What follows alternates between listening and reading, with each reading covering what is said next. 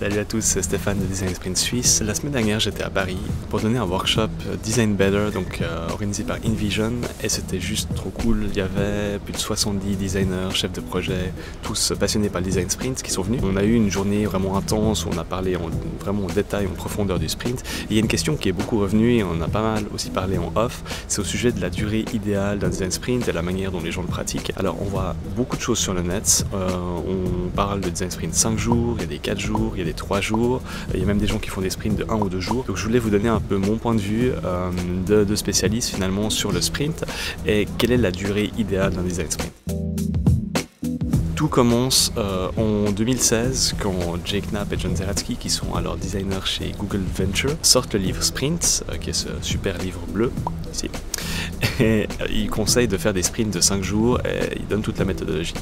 D'où vient ce chiffre de 5 jours? C'est qu'en fait ils ont beaucoup expérimenté, ils ont mené plus de 150 sprints avec des startups au sein de Google Venture et ils ont découvert que c'était la durée idéale. L'année passée, l'agence de Berlin Agent Smart propose une version un peu modifiée du sprint qui est une version raccourcie qui dure 4 jours. C'est qu'en fait ils vont condenser les jours 1 et 2, donc le mapping et le sketching se font le même jour. Et cette année, donc au mois de septembre 2018, Google a proposé une version encore plus réduite du sprint, c'est-à-dire des sprints de 3 jours, c'est la version du sprint qui est utilisée à l'interne dans les équipes de Google. Je ne parle pas de Google Venture, je parle de Google. Comment se positionner par rapport à ça et qu'en faire, quel sprint? Alors le fond de ma pensée c'est que faites des design sprints 5 jours. C'est le conseil que je peux vous donner. Nous, en tout cas, c'est la décision qu'on a prise au niveau de l'agence.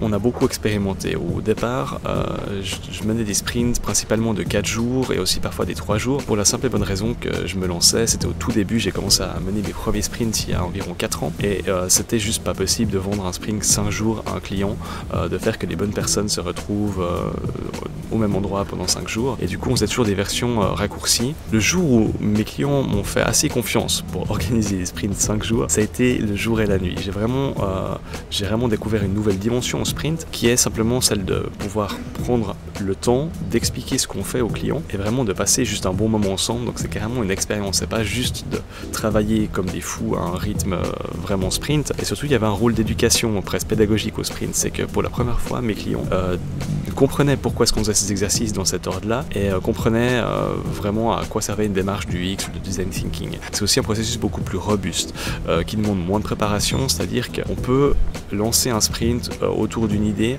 avec le moins de préparation possible vu qu'en fait la première journée entière va être passée à comprendre le contexte et les problèmes. Donc c'est pas qu'on a besoin de beaucoup préparer en amont. Maintenant quand on se dirige vers des sprints plus courts, de 4-3 jours. Alors de 4 jours, on a vu que la journée 1 et 2 étaient squeezées, en fait réunies en une seule. Ça pose en fait le problème pour le sprint master qu'il faut du coup pas mal préparer le sprint en amont. Et Agent Smart par exemple vont créer une pré-map, donc la cartographie du sprint. Ils vont créer une pré-version avec le client en amont du sprint pour être certain qu'ils ne partent pas complètement à côté de la plaque. C'est ça en fait l'enjeu, c'est que vu qu'on shortcut cette première journée, il faut être certain que la problématique soit bien adressée et qu'on passe en fait les jours suivants sur le bon point de détail, sur le bon moment d'expérience et pas qu'on cherche des idées sur quelque chose d'inutile. Donc je dirais le 4 jours, il faut être un sprint master plus expérimenté pour mener des 4 jours parce que vous avez juste pas le droit à l'erreur. Il faut être certain que ce que vous fassiez amène de la valeur et il y a un rythme assez soutenu et il faut réussir à emmener toute l'équipe dans ce rythme là. Donc c'est clair, il n'y a pas de temps mort, ça va très très vite, mais c'est une prise de risque je dirais pour le sprint master. Il y a aussi un risque plus grand de devoir faire un follow-up sprint. Ça veut dire que on va faire un sprint après le sprint parce que le sprint initial n'a pas délivré toute sa valeur ou parce qu'on n'a pas pu tester toutes les idées qu'on voulait tester.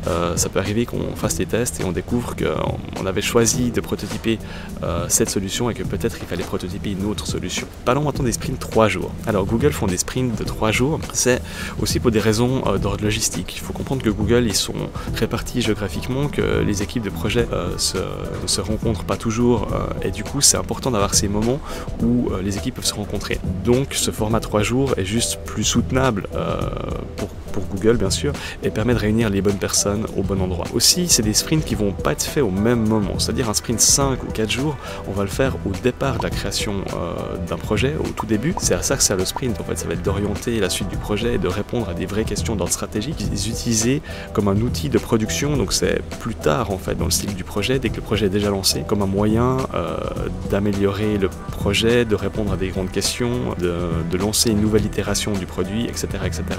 Donc on est plus vraiment dans de la productivité que dans une étude d'opportunité, comme pourrait l'être un sprint de 5 jours. Donc je dirais pour votre premier sprint, ne testez pas un format 3 jours, ça risque d'être vraiment compliqué pour le sprint master à mener. Si c'est votre premier sprint, je vous conseille de faire un sprint 5 jours. Maintenant, je vais avoir des questions de gens qui disent oui, mais est-ce qu'on peut faire des sprints de moins de 3 jours? Très franchement, je vous le déconseille. Ça ne veut pas dire que ça n'a aucune valeur. Bien sûr qu'un workshop du UX qui va durer 1 ou 2 jours peut être très intéressant. Et on peut faire par exemple des user journey mapping, on peut faire des personas, on peut faire du sketching, etc.